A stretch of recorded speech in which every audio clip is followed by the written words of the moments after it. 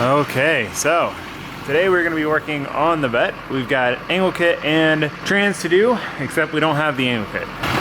That is what we have to go get. FedEx claims that they attempted delivery multiple times, which we have no delivery notices. Ben was here, I was here before. I mean, I got other FedEx shipments, but I didn't get, they never tried to deliver this, to my knowledge. So anyway, and on top of that, they're holding it an hour away from here. Like, why? You know, if they failed delivery, why wouldn't they hold it at the closest place? Why an hour away? So I gotta go drive an hour away to go pick this up. So that's what we're doing, but it works out because I got some new welders, which I'm very excited to show you guys, but I need to get material to build a welding cart and to practice some more aluminum welding. So yeah, that's the plan. That's what we're doing. Going off-roading. This is what this thing was built for. We're getting it. We're getting it. Riding around and getting it. Look at the horsies. They're all hanging out together. Look at them. Do you see them? Okay. Anyway, I was not expecting to come to this massive facility. I was thinking it was going to be like a small FedEx location, but this is like a huge FedEx location. Hopefully they're here. Hopefully my stuff's here. So I haven't been able to find a good steel place over by where I live. So while I was in Ocala, I just did some quick searching and I was able to find this place. What was it called again? RH. I'll see it when we pass by because I had to turn around. Check this place out. So, little tiny mom and pop shop, RH Steel, what is it? RH Welding and Steel Sales in Ocala. Really nice people, super helpful. I gotta put my seatbelt on. I was going like 5 miles an hour, so I hadn't put it on yet before you guys yell at me. I wouldn't care if you guys yell at me for not wearing my seatbelt if I didn't normally wear my seatbelt, but I always wear my seatbelt. But yeah, very cool place. I haven't bought steel or aluminum in a while, but you know, I bought a lot of stuff and it really wasn't expensive at all. A lot cheaper than buying stuff at the box store, that's for sure. And just like super good service. They were really nice. They were willing to cut it to whatever I wanted them to cut it to. They didn't try to charge me extra for that. Just a cool place, cool place. If you need steel, it seems like a good place to me. Man, this thing needs a cleaning bad, outside and inside. She's a dirty girl. We've done a lot of trips. So today we're going to do the trans install on the Vette and the angle kit, which is what we had to go to Ocala to pick up. But we have it now. We have our SLR angle kit, which I'll show you guys when we get to that point. I'm hoping to do it tonight. I'm hoping to get the trans in and everything and get the angle kit on tonight. But it'll be in this video either way, I think. But real quick, very, very exciting thing. I told you guys how I was getting some new welders and they finally came in. They actually came in right before the PA trip. And it was so hard for me to just like set the boxes up here on the workbench and not open them. Cause like, you know how much fun unboxing something new is. And I didn't want to just rush through it in 20 minutes. I was like, I want to take my time and satisfyingly unbox these machines. So what we've got is the AHP 201XD. This is like just the newest version. This is a very tried and true welder. You'll see this in a lot of professional fab shops and stuff. For the price point, in my opinion and a lot of other people's opinions, it's pretty much the best thing you can get for the money. And it does like everything you need it to do. Like this seems like a kind of a lot of settings if you haven't TIG welded before, but this is like everything you need thing. Is like next level sick. If you guys remember, I used to have a multi-process welder and the whole reason for getting rid of it was it only did DC TIG. So steel only, no aluminum, you need AC for aluminum. This thing is a multi-process, so it does make TIG and stick, but it is an AC DC TIG. So I can also TIG weld aluminum with this one. This thing is sick. I cannot wait to start playing with it. Oh my God. So I'm really excited to test these out. I'm really excited to learn aluminum TIG welding. Like that is a huge thing, as you guys know, in the like fabrication world. It's kind of like the holy grail for car stuff because if you can weld aluminum, you can make so much stuff. I picked up a bunch of material to build my welding cart, which I'm planning on doing tomorrow, assuming we're on schedule, getting the Vette done today. And then I got a bunch of aluminum to practice. So hopefully by the end of this material, I'll have like a grasp on how to aluminum weld. But I did do this last night. These are like my first ever beads on aluminum. That was like no filler, and then these 3 are with filler. And then I jumped to this, and it's not good. It's definitely not good, but it's not terrible. It's honestly better than I anticipated being able to do. For a first attempt, I'm pretty happy with that. I'm very excited to practice some more. As much as I want to play with these right now, we can't because we need to work on the Vette. This thing needs to be done like a week ago. So we're gonna get started. We got our transmission on a pallet. So I'm just gonna try to get that, made it back to the diff. Well, not back to, is the new one, but get it made it to the diff, get the diff on and everything on a roller, and then try to get it up in the car. That's the plan. Stan, please. Gotta move my Z out the way. The old girl did good. She didn't take a beating, surprisingly. My doors are still minty fresh. Check that out. Ciao.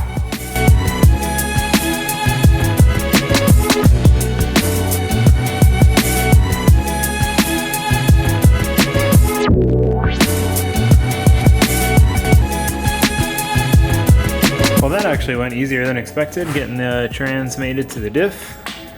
I figured it'd be a little easier to do it on the ground because I could just, you know, kind of lift it up a little bit and jimmy it in instead of having to have the whole assembly up on that and having to keep the front jacked up and trying to get the angles right. It's easier to do that kind of stuff by hand. So I'm gonna have to get Ben's help to help me throw this thing on the little pallet deal there. Oh, Al's showing up. Neighbor Al. Oh, I also got this skip shift eliminator kit. These cars, any one of you who've driven them, at least the Corvettes, I don't know about the Camaros, but they do this thing where at a certain, if you're like within a certain RPM window going from first to second, it'll try to force you to shift to third. It'll like lock, or shift to fourth. It'll lock you out of like second and third and just make you go to fourth. And that's, I'm assuming for fuel economy reasons, it was like this thing they could add to where, you know, if you did that around town, you'd get better fuel economy and get it EPA approved. I'm not sure, but it is super annoying. So that basically just bypasses it and keeps it off. So you can shift from first to second at any time. So just something I wanted to do while it was out for whoever wins it, which we will know very shortly.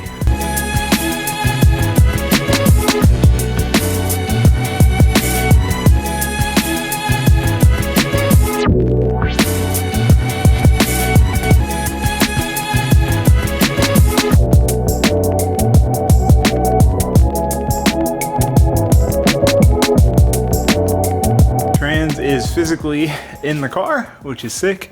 It was harder and easier than expected. The hardest part was, you know, from back here, to get the car low enough to where the dolly and the trans were like even remotely even to get the input shaft in, we couldn't really get under there. So once we got it in enough to support the front of the trans with the input shaft, I was able to slide under here, pull the jack out, and then I could jiggle it around and get the input shaft lined up by like looking from underneath. And once we got it wind up and in the splines correctly, it went in pretty smoothly. Really not too bad. The whole just not being able to see was hard. If we had a trans jack, like if we had one of those big stand-up trans jacks, would have been cake, because I could have just been standing under the front of it. But since we didn't have that, it made it a little bit more difficult, but not bad, not bad. So now it's just a matter of hooking everything back up. Gotta run through, put all the bell housing bolts in, get the wiring all ran, brake lines, upper control arms, coilovers, brake rotors, wheels. So yeah, I'm gonna throw some music on and jam out. Trying to knock this thing out pretty quickly so we can move on to the angle kit, which is gonna be the fun part of today's projects. I guess making it shift properly is gonna be really nice too. I'm just gonna be sad to drive this thing with a properly shifting transmission and the skip shift eliminator, because both of those things were annoying. Not annoying enough for me to ever do anything about it, but they were annoying, and it will be much nicer now. Okay, pretty much done under here. I just gotta throw the brake calipers and the wheels back on. I think what I'm gonna do is throw the brake calipers on, then we can move up to the top and get all the interior put back together, shift rod connected, and then we done with this part of the project. Then we can move forward with the angle kit. Remind me to do a before and after. Hopefully I remember to do that. Check the angle before, show the angle after. I never remember to do that. Remind me, don't forget to remind me. Okay, I got the interior all back together. I can't really test drive it tonight because it's late. I really want to finish this, so I'll test drive it tomorrow. Not a big deal. I almost forgot to show you guys the angle. I told you to remind me. You didn't remind me. I reminded myself. Is that it? So there's our before. That is literally max angle stock. These things have terrible angle stock. Okay, it was getting a little late last night, so I decided to call it, figured we'd start fresh in the morning. So now the plan is to install the angle kit, which I haven't even shown you guys what angle kit I got. I decided to go with the SLR angle kit. They're basically like hometown heroes. I mean, local company. I've driven tons of different cars with SLR kits. They're really well known for the BMW Market E36, E46 chassis. but they make a great product. It's made in the US. I got it in the signature purple. This is like the Chelsea Genofa spec color. And it's not SLR without it being purple. I don't know, that's just my thing. But yeah, so this is a very, very all-inclusive kit. So it comes with your bolt-on brackets. It comes with Ackerman Adjustment. So these are basically like misalignment washers. So you can change this point and move it further out or further in. That changes your Ackerman, you know, negative or positive. Well, it would be positive or negative. But anyway, it comes with the super beefy inner tie rods. These things are stout. It's like M14. Comes with the spherical tie rod ends, obviously. You got your sleeves, which is nice because if you hit someone, you hit something, this is going to be your failure point instead of, you know, a knuckle or a control arm or something else that's harder to replace. It's going to be this, which is very easy to replace. I like that. It's one of the things about SLR. They put a lot of time and effort into engineering their product, you know, as far as like going as far as things like building in a failure point that's easy to fix. So it comes with all the necessary hardware and everything. So it shouldn't be too bad to install, pretty easy. The only thing we have to do modification wise is grind down a part of the knuckle just to make it fit flush. But this is definitely something that's not just for drifting. The Vettes, if you've ever had a Vette C5 or C6, because they're the same, they have a terribly slow steering ratio and like a terrible amount of angle. It's annoying just driving around town, like pulling into a parking space with stock angle in these cars. So it's basically like a quick steer kit and an angle kit. So I'm gonna get started and we'll see where we're at. I am sore from throwing that trans in yesterday. I don't know what it was about doing it, but like my upper back hurts. I'm just being a baby. I'm just being a baby.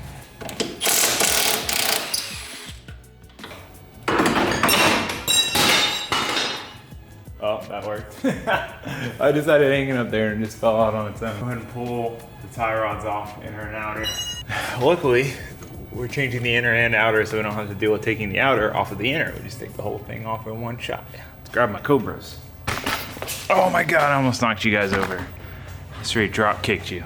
Tool ever, 100% unsponsored, Nipex Cobras, spelled K-N-I.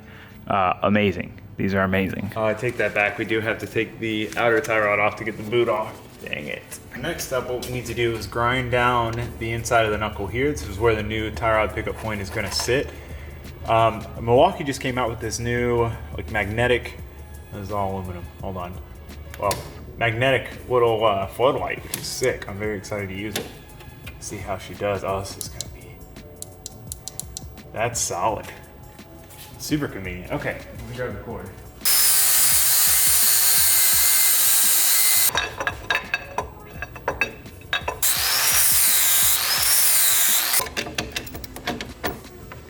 So I'm being lazy and I'm putting these bolts on. Oh, you guys got aluminum dust all over you.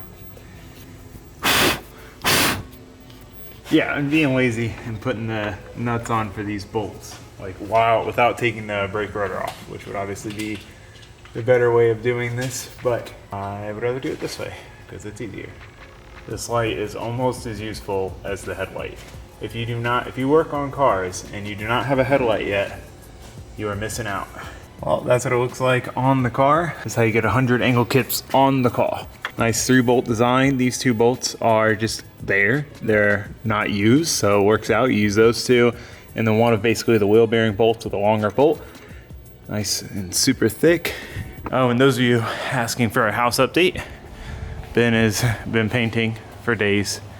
He's painting like all the trim area and all that stuff. Hopefully it doesn't fall through the roof like his brother did. All right, I'm gonna throw the other side on, then we'll just need to do tie rods and alignment, and I need to bleed the brakes and the hydro, and then we can test drive it. Okay, inner tie rods are in, new tie rod boots. It's funny when you're young, the stuff you don't do because you're lazy. Like I remember doing inner tie rods and not zip tying the inner part of the boot because I'm like, oh, screw it, it'll be fine. And it's like such a simple step that could save your rack, but you're young and you're silly and you think you know better, you think it's gonna be fine, and it's not fine, you're just being lazy. Okay, now we just need to put the sleeve on, connecting the 2, eyeball align it, get it on the ground, and then we can actually align it. Look at that hot boyness. That is solid angle, check that out. Ooh, this thing's gonna be so fun. It's crazy, angle at the wheel never looks as extreme as it is in the car. Like that's probably about what the Z has with the PBM kit, which doesn't look that crazy until you're drifting. And you're like, wow, this is a lot of angle. The only thing that sucks is I took the plate off the Vette and put it on my Z so that we could drive the Dragon because it needed to be street legal. So now I don't have a plate on the Vette, which means I can't like legally drive it around. Yeah. Just gotta go for a short drive, I guess. For the first time in a couple of weeks, she's on the ground. All aligned, handbrakes bled, brakes are bled, interior's back together, trans is in. Hopefully it shifts good and it's not a bum trans. Getting all that angle. Whoop, whoop. Oh, I'm not used to how low this thing is. Oh, but it shifts so good. Oh, it shifts like normal, like a normal car, finally, for the first time ever. Well, no, that's not true. For the first 2 weeks I owned this car, it shifted great. And then it started grinding. Brakes lock up on gravel.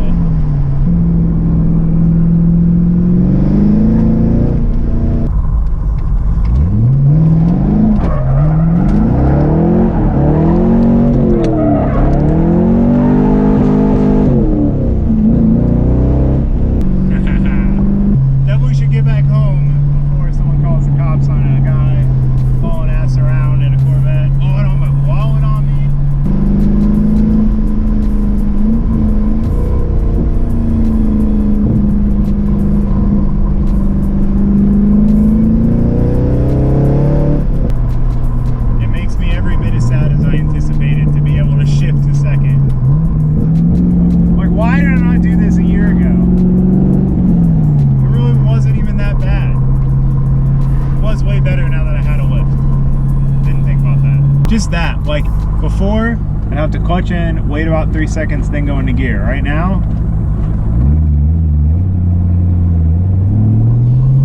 and then I'd go straight to third instead of second. Oh, it's just so much more, like so much nicer to drive around like this. I mean, obviously.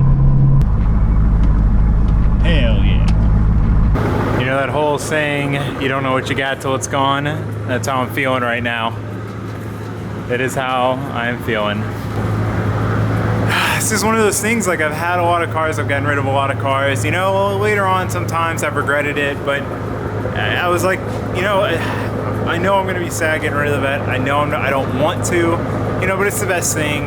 You know, it's time to move on. It's time to progress the channel. I mean, there's all these reasons, so it'll be fine. But now that it's all fixed, and it's gone, it's not mine anymore. It's kind of hard. It's gonna be hard to deal with. I almost just shouldn't have driven it. I had to, but I shouldn't have driven it. Just brought back all these memories. But anyway, I gotta get it cleaned up, and then I'll do it once over before the winter comes. We should be announcing that like today, maybe tomorrow, maybe yesterday. I don't know. It was very, very soon. So hopefully you want it. But that's gonna be it for this video. Thank you guys for watching. Thanks for subscribing. I'll see you next time. Goodbye.